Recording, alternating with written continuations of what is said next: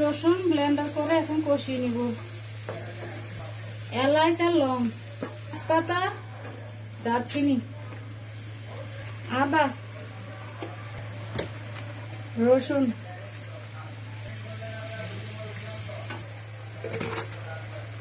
মরিচ, জিরা, ধনিয়া 1 চামচ।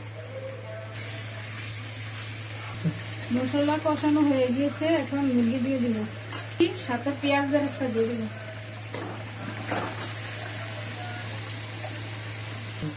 সবকিছু মিশিয়ে নিব। দিয়ে দিব দুধ, আস্ত রসুন, চিনি, সবকিছু মিশিয়ে নিব।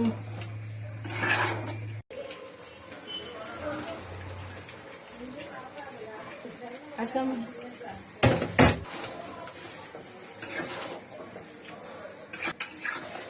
মুরগি আর ডিম এক তরকারি দিয়ে 2 রেসিপি তৈরি করে ফেলেছি।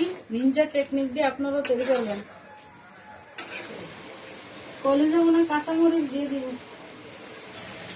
ডিম দিয়ে মুরগি বোনা হয়ে গিয়েছে আমার, আস্ত রসুন দিয়ে। আপনারা এভাবে তৈরি করে খাবেন।